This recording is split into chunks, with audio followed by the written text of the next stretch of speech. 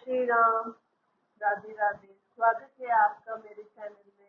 आशा करती हूँ आप सभी स्वस्थ होंगे। तो कल हमने 28वां सर्ग पूरा किया था।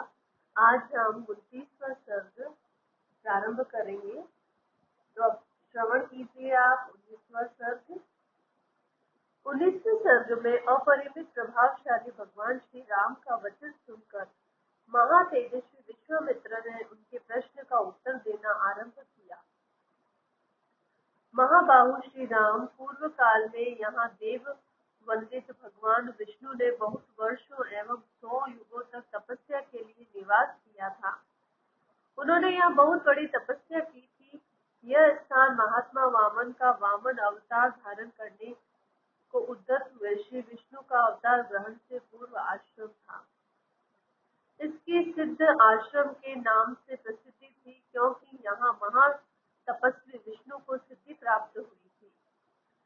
जब वे तपस्या करते थे, उसी समय विरोचन कुमार राजा बलि ने इंद्र और मरुद्गणों सहित समस्त देवताओं को पराजित करके उनका राज्य अपने अधिकार में कर लिया था। वे तीनों लोकों में विख्यात हो गए थे। उन महाबली महान असुर राज ने एक यज्ञ का आयोजन किया।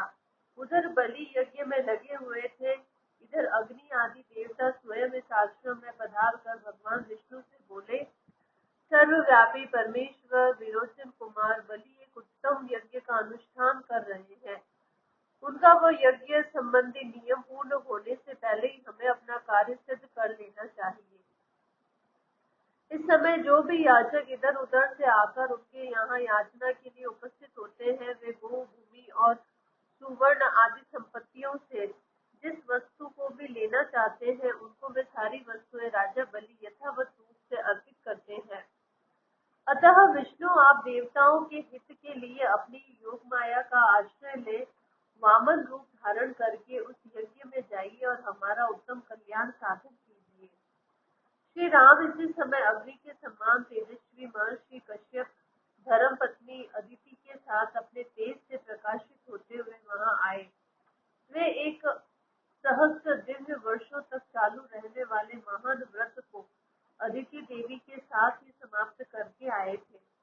उन्होंने वरदायक भगवान मधुसूदन की इस प्रकार स्तुति की, भगवान, आप तमोमय है, तपस्या की राशि है, तप आपका स्वरूप है, आप ज्ञान स्वरूप है। मैं भली भांति तपस्या करके उसके प्रभाव से आप पुरुषोत्तम का दर्शन कर रहा हूँ। प्रभु, मैं इस सारी जगत को आपके शरीर में स्थित देखता हूँ। आप अनादि है।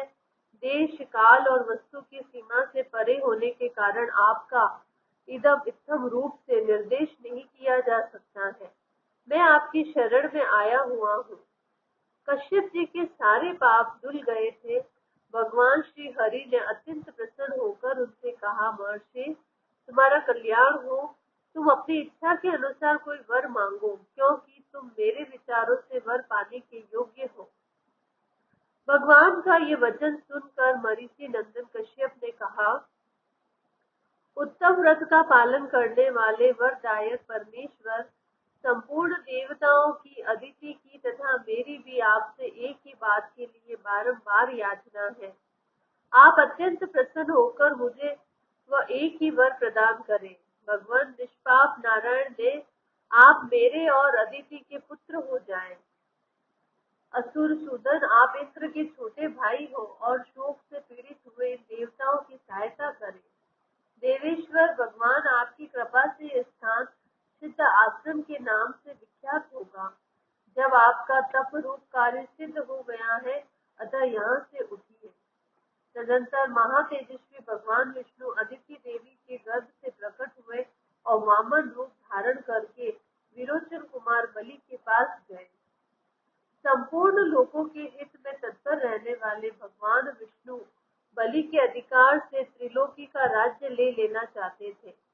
अतः उन्होंने 3 पग भूमि के लिए याचना करके उनसे भूमि दान ग्रहण किया और तीनों लोगों को आक्रांत करके उन्हें पुनः देवराज इंद्र को लौटा दिया। महातेजस्वी श्री हरि ने अपनी शक्ति से बलि का निग्रह करके त्रिलोकी को पुनः इंद्र के अधीन कर दिया। उन्हीं भगवान ने पूर्व काल में यहाँ निवास किया था, इसीलिए यह आश्रम सब प्रकार के दुख शोक का नाश करने वाला है। उन्हीं भगवान वामन में भक्ति होने के कारण मैं भी इस स्थान को अपने उपयोग में लाता हूँ। इसी आश्रम पर मेरे यज्ञ में विघ्न डालने वाले राक्षस आते हैं। पुरुष सिंह, यही तुम्हें उन दुराचारियों का वध करना है। श्री राम, अब हम लोग उस परम उत्तम सिद्ध आश्रम में पहुंच रहे हैं। साथ वह आश्रम जैसे मेरा है वैसे ही तुम्हारा भी है। ऐसा कहकर महामुनि ने बड़े प्रेम से श्री राम और लक्ष्मण के हाथ पकड़ लिए और उन दोनों के साथ आश्रम में प्रवेश किया। उस समय पुनर्वसु नामक 2 नक्षत्रों के बीच में स्थित तुषार रही चंद्रमा की भांति उनकी शोभा हुई। विश्वामित्र जी को आया देख सिद्ध आश्रम में रहने वाले सभी तपस्वी उछलते कूदते हुए सहसा उनके पास आए और सब ने मिलकर उन बुद्धिमान विश्वामित्र जी की यथोचित पूजा की। इस प्रकार उन्होंने उन दोनों राजकुमारों का भी अतिथि सत्कार किया। 2 घड़ी तक विश्राम करने के बाद रघुकुल को आनंद देने वाले शत्रुदमन राजकुमार श्री राम और लक्ष्मण हाथ जोड़कर मुनिवर विश्वामित्र से बोले, मुनि श्रेष्ठ, आप आज ही यज्ञ की दीक्षा ग्रहण करें, आपका कल्याण हो। यह सिद्ध आश्रम वास्तव में यथा नाम तथा गुण सिद्ध हो और राक्षसों के वध के विषय में आपकी कही हुई बात सच्ची हो। उनके ऐसा कहने पर महातेजस्वी महर्षि विश्वामित्र जितेंद्रिय भाव से नियम पूर्वक यज्ञ की दीक्षा में प्रविष्ट हुए।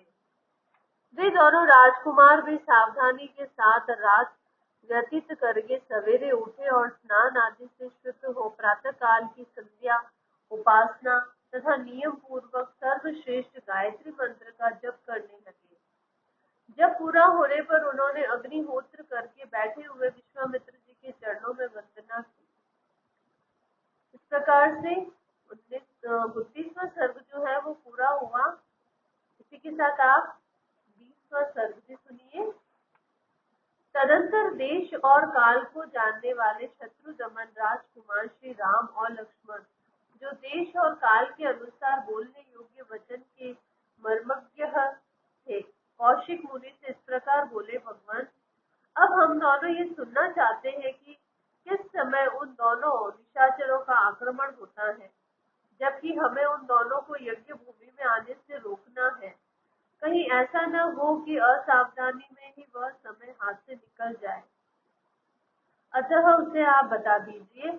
ऐसी बात कहकर युद्ध की इच्छा से उतावले हुए उन दोनों कुत्सवंशी राजकुमारों की ओर देखकर वे सब मुनि बड़े प्रसन्न हुए और उन दोनों बंधुओं की बुरी बुरी प्रशंसा करने लगे। वे बोले, हे मुनिवर विश्वामित्र जी यज्ञ की दीक्षा ले चुके हैं, अतः अब मौन रहेंगे। आप दोनों रघुवंशी वीर सावधान होकर आज से 6 रातों तक उनकी यज्ञ की रक्षा करते रहे। मुनियों का ये वचन सुनकर वे दोनों यशस्वी राजकुमार लगातार 6 दिन और 6 रात तक उस तपोवन की रक्षा करते रहे। इस बीच में उन्होंने नींद भी नहीं ली। शत्रुओं का दमन करने वाले वे परम धनुर्धर वीर सतत सावधान रहकर मुनिवर विश्वामित्र के पास खड़े हो उनकी रक्षा में लगे रहे। इस प्रकार कुछ काल बीत जाने पर जब 6ठा दिन आया, तब श्री राम ने सुमित्र कुमार लक्ष्मण से कहा, सुमित्र नंदन, तुम अपने चित्त को एकाग्र करके सावधान हो जाओ। युद्ध की इच्छा से शीघ्रता करते हुए श्री राम इस प्रकार कह ही रहे थे कि ब्रह्मा, पुरोहित तथा अन्यान्य ऋत्विजों से घिरी हुई यज्ञ की वेदी सहसा प्रज्वलित हो उठी। उसके बाद पुष्प, चमस, शुक, समिधा और फूलों के ढेर से सुशोभित होने वाले विश्वामित्र तथा ऋत्विजों सहित जो यज्ञ की वेदी थी उस पर आहवनीय अग्नि प्रज्वलित हुई। फिर तो शास्त्रीय विधि के अनुसार वेद मंत्रों के उच्चारण पूर्वक उस यज्ञ का कार्य आरंभ हुआ। इसी समय आकाश में बड़े जोर का शब्द हुआ जो बड़ा ही भयानक था। जैसे वर्षा काल में मेघों की घटा सारे आकाश को घेर कर छाई हुई दिखाई देती है, उसी प्रकार मारीच और सुबाहु नामक राक्षस सब और अपनी माया फैलाते हुए यज्ञ मंडप की ओर दौड़े आ रहे थे। उनके अनुचर भी साथ थे। उन भयंकर राक्षसों ने वहां आकर रक्त की धाराएं बरसाना आरंभ कर दिया।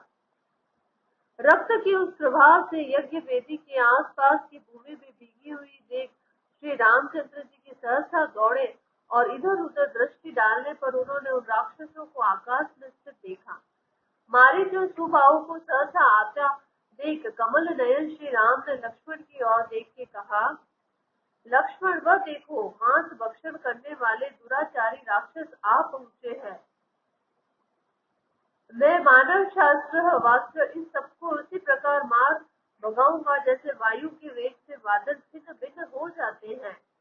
मेरे इस कथन से तनिक भी संदेह नहीं है, ऐसे कायरों को मैं मारना नहीं चाहता।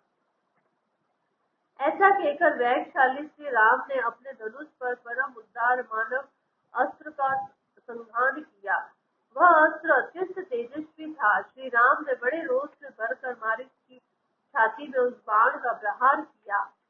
वह उत्तम मानव अस्त्र का गहरा आघात लगने से मारीच पूरे 100 योजन की दूरी पर समुद्र के जल में जा गिरा। क्षितेशु नामक मानव अस्त्र से पीड़ित हो मारीच अचेत सा होकर यह देखकर श्री राम ने लक्ष्मण से कहा कि लक्ष्मण देखो, मुनि के द्वारा प्रयुक्त क्षितेशु नामक मानव अस्त्र इस राक्षस को मूर्छित करके दूर लिए जा रहा है, किंतु उसके प्राण नहीं ले रहा है।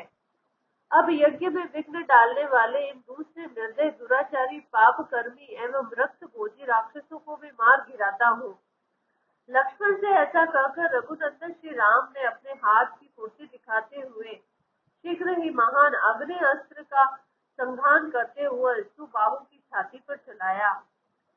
उसकी चोट लगते ही वह मरकर पृथ्वी पर गिर पड़ा। फिर महायशस्वी परम उद्धार रघुवीर ने व्याघ्र अस्त्र लेकर शेष निशाचरों का भी संहार कर डाला और मुनियों को परम आनंद प्रदान किया। इस प्रकार रघुनंदन श्री राम यज्ञ में विघ्न डालने वाले समस्त राक्षसों का वध करके वहां ऋषियों द्वारा उसी प्रकार सम्मानित हुए जैसे पूर्व काल में देवराज इंद्र असुरों को विजय पाकर महर्षियों द्वारा पूजित हुए हैं। यज्ञ समाप्त होने पर महामुनि विश्वामित्र ने संपूर्ण दिशाओं को विघ्न बाधाओं से रहित देखकर श्री रामचंद्र जी से कहा, महाबहु, मैं तुम्हें पाकर कृतार्थ हो गया हूँ। तुमने गुरु की आज्ञा पूर्ण रूप से पालन की है। महायशस्वी वीर, तुमने इस सिद्ध आश्रम का नाम सार्थक कर दिया है। इस प्रकार श्री रामचंद्र जी की प्रशंसा करते हुए मुनियों उन दोनों भाइयों के साथ संध्या उपासना की। इस प्रकार से वाल्मीकि निर्मित आर्ष रामायण आदि काव्य के बालकांड में 30वां सर्ग पूरा होता है। आगे का जो है वो सर्ग हम कल के अध्याय में पढ़ेंगे। तो धन्यवाद, आपका दिन मंगलमय हो। आप चैनल को लाइक और सब्सक्राइब कीजिए। अगर आपके कोई सवाल है तो कमेंट द्वारा जरूर पूछिए। धन्यवाद।